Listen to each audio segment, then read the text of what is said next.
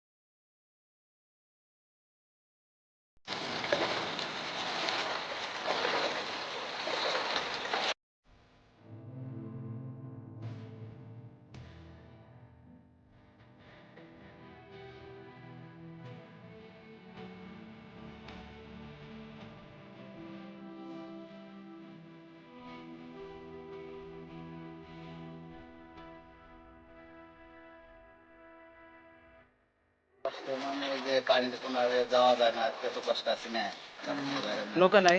নৌকা আছে, নৌকাও চালানো না জঙ্গলের জ্বালায়। বন্ধুরা, বর্ষাকালে খুব বেশি পানি হলে এই গ্রাম সহ আশপাশের গ্রামের মানুষদের যাতায়াতের অনেক সমস্যা হয়ে থাকে। এক বাড়ি থেকে অন্য বাড়ি যেতে হলে তাদের যেতে হয় নৌকা করে।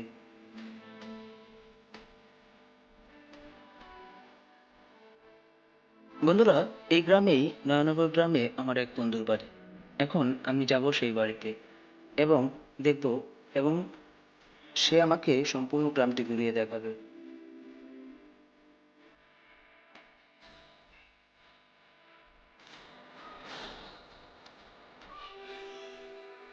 দর্শক, গ্রামেও অনেক সুন্দর পরিবেশ আছে, দেখেন অনেক সুন্দর একটা সাজানো গোছানো ঘর।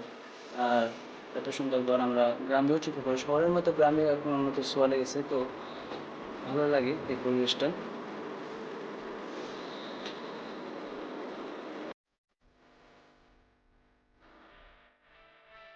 আমার এই বন্ধুর নাম মোয়াজ্জেম হোসেন, সিঙ্গাপুর প্রবাসী। বর্তমান করোনার কারণে বাড়িতে অবসর সময় পার করছে।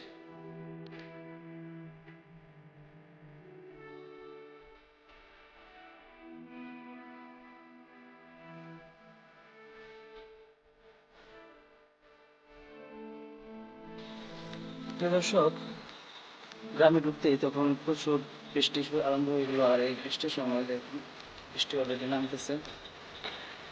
বন্ধুরা, আমি এসেছি আমার ফ্রেন্ডের বাড়িতে, গ্রামে তার বাড়ি, আর এটা হচ্ছে ওদের বাড়ি। আর এখানে একটু সময় দিব, তারপর পুরো গ্রামটা ঘুরবো। বন্ধুরা, আমি আমার ফ্রেন্ডের বাড়িতে এসে দেখলাম যে ওদের বাড়ির চারপাশেই অনেক পানি। আর ভালো লাগে, তবুও একটু কষ্ট হয় চলতে। তারপরেও পরিবেশটা মোটামুটি অনেক সুন্দর। এই হচ্ছে গ্রামীণ জীবন, তাদের কষ্ট সুখ দুঃখ নিয়েই তাদের জীবন চলা।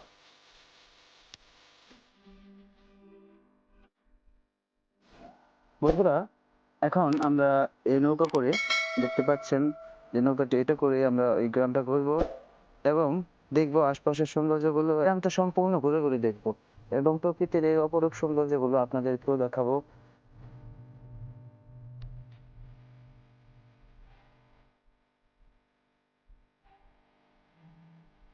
বন্ধুরা, আমরা এখন নৌকায় চড়ে ঘুরে বেড়াচ্ছি এই গ্রামটাকে। আর এই গ্রামের সৌন্দর্য দেখতেই পাচ্ছেন যে বর্ষায় হয়তো রাস্তাঘাট সম্পূর্ণ তলিয়ে গেছে, কিন্তু তারপরেও পরিবেশটা অনেক ভালো লাগছে। কিন্তু কষ্ট হয় মানুষের চলাফেরা করতে।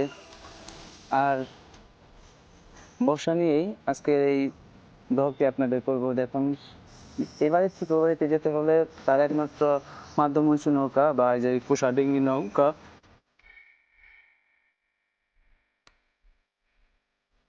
আমি আমার বন্ধুর কাছ থেকে জানতে পারলাম এই বর্ষায় এই গ্রামের সব রাস্তাঘাটগুলো পানির নিচে তলিয়ে গেছে। তবে বর্ষায় মানুষকে কষ্ট যেমন দেয়, তেমনি আনন্দও দেয়।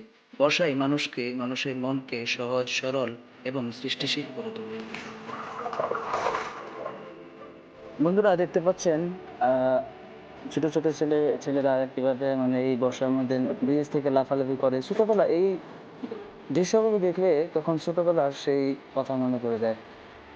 বর্ষাকালে গ্রামগুলোতে একটি জিনিস সবচেয়ে বেশি আপনার চোখে পড়বে, তা হলো নতুন পানি পেয়ে শিশু কিশোরদের লাফালাফি করা।